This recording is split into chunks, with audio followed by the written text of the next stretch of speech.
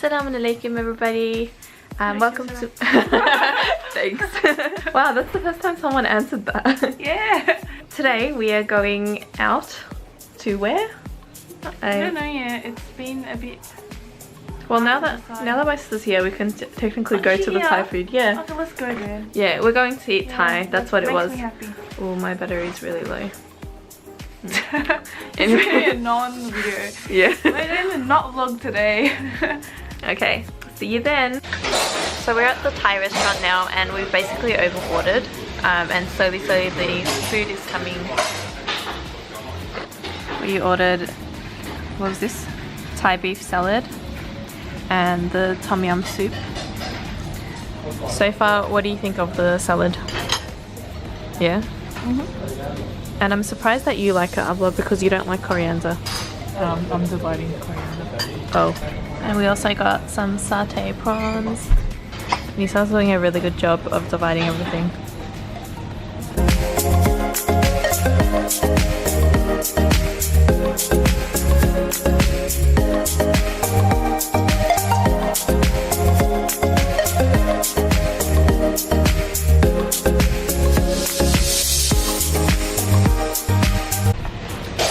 I'm gonna try my satay prawns.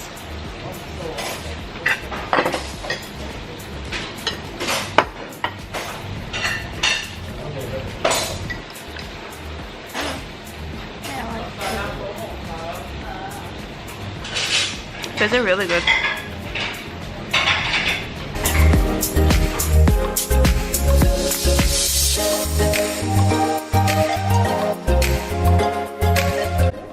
This is the aftermath. We're so messy. The girls are deciding on where we're meant to pray.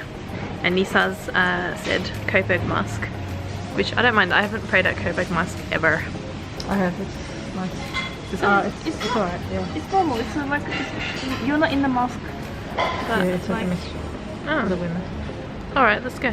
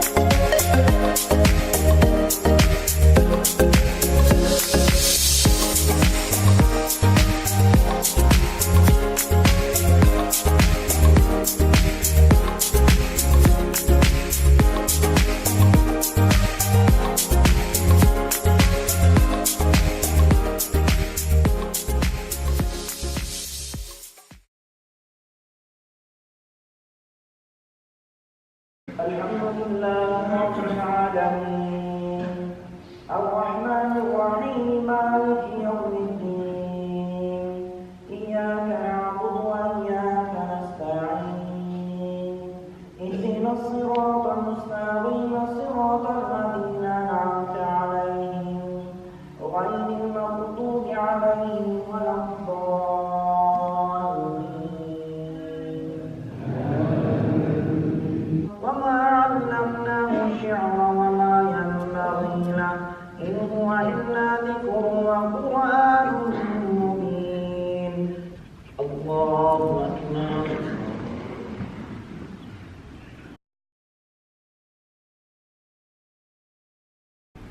The Trapang trade ceased in 1907, but we can see all the times the boats come from Indonesia to Northern Australia that there's still a lot of awareness amongst those people that this was their fishing ground, it was where they used to come. But the Arnhem Land Aborigines had a very positive attitude to the people of Macassar because they were treated as human beings. Many of the Macassans married local women, took them back to Macassar, educated them, and an explorer in the 1860s met an Aboriginal woman somewhere north of Alice Springs who spoke English. Couldn't believe it.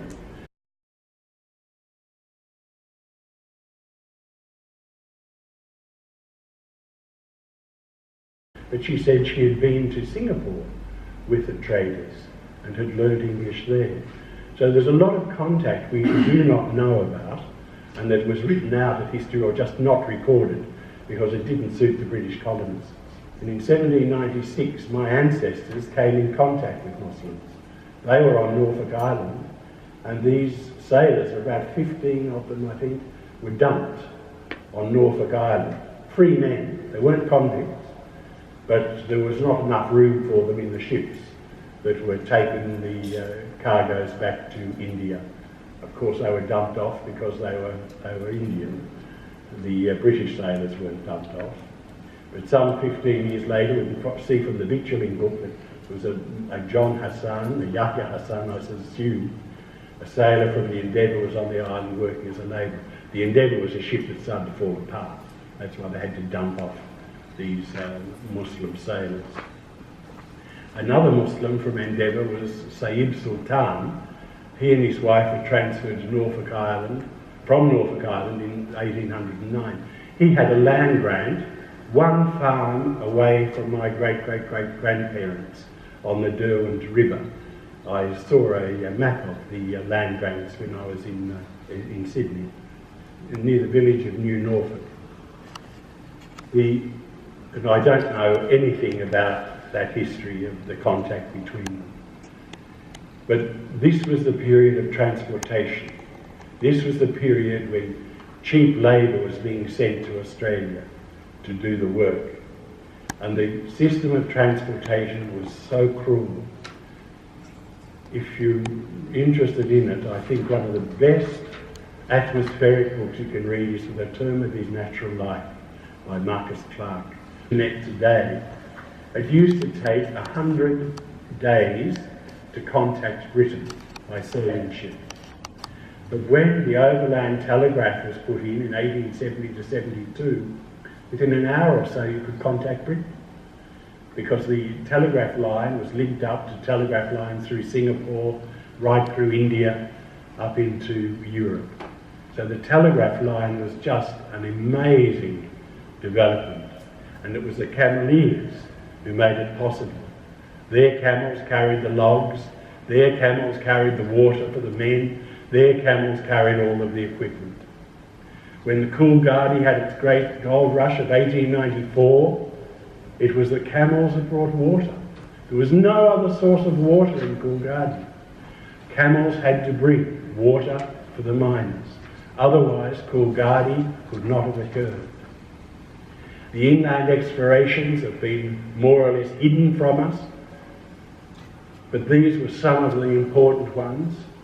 Cameron was the first non-Indigenous person to see Uluru, or Ayers Rock as it was called after the Governor of South Australia. He was the first non-Indigenous person to see it, but you wouldn't know that, 1873. Sadi led the Giles expedition across the Nullarbor Plain to Perth. First time it was crossed. Even to drive across the Nullarbor Plain is risky now. Musa Baluch and Guzi Baluch were on the 1894 Horn expedition. Beja Dervish and Said Amir, the 1896 Calvert expedition, all of them opening up the interior, and the interior was opened up for minerals. BHP couldn't have existed if it wasn't for these cameleers. And the very last exploration was only 1939. It's in living memory. A cousin of mine was 10 years old when this happened. That was the last expedition of the interior. There were still Afghan Muslims on that expedition across the Simpson Desert.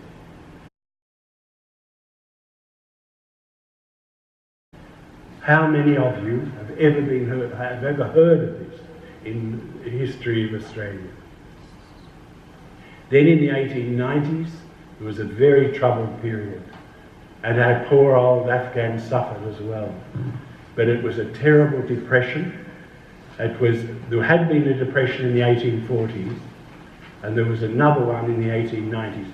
A lot of the capitalists, people who'd made a fortune out of pastoralism and gold, suddenly found they had nothing. They committed suicide in great numbers, jumping into the Yarra or jumping out of their high buildings. Export prices collapsed, banks collapsed. Then was the drought of 96 to 1902. The cattle and sheep starved, wool exports died, farmlands were devastated. Employers in the pastoral industry, shipping, mines and carrying industries reacted by attempting to cut wages. And what did the workers blame for the wage cuts? Cheap labour. It was very important for the employers to divert attention. It's not, we're not paying cheap or lower wages because of our problems, it's because those Afghans and Chinese are working for less than you. And if we didn't have those inferior races here, we would be paying you properly. But how can you compete with this cheap labour? So it put the poor people, the Afghans and the Chinese, in conflict with trade unions. And the Afghans didn't understand this, they came from a different sort of society.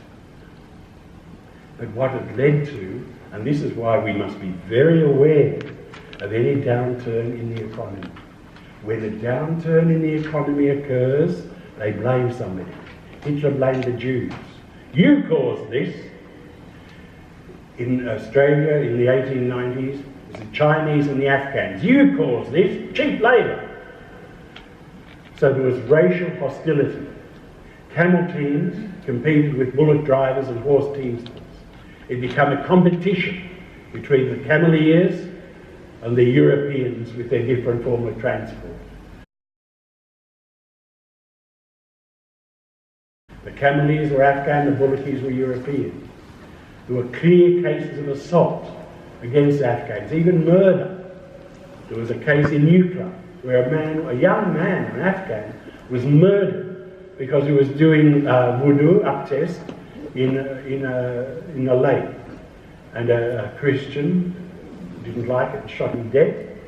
And he was allowed to go out of the court when he was put on trial, carried on the shoulders of cheering men. The rising union movement in Queensland was very racist, very racist. And you had magazines like The Bulletin saying, Australia for the white man, not for the cheap Chinese or the Afghan. Chinese and Afghans were portrayed as a real threat to the standard of living of the white population. These were cases, 1891, it was very nearly killing. We read now that there was almost civil war in Australia in the 1890s because of the huge strike that was going on. And the poor old Afghans didn't understand. They kept on doing their job, carrying their goods and so on. They were seen now as strike breakers, as scabs, undermining the union movement. Very nasty, poisonous, racist material began appearing. The Camelodius, in 1894, the Bulletin. The Afghans, the dirtiest brute on record. Well, the Afghans used to do wudu, they used to do ghusl. The Europeans didn't. One of the people who wrote in reply to this said, many white women only have a bath on their wedding day, never again. And yet the Afghans are much cleaner. Vosper, he was a left-winger. In the Coolgardie mine in 1894, he set up the Anti-Afghan League, like the United Patriots Front. The same sort of thing that we're seeing today. To have Afghans and other Asians removed from the fields, the gold fields. They were a threat to the white people. In several colonies, the eradication of coloured labour, that is non-Aryan labour, became an important issue. From 1897, it became difficult for aliens to enter the country.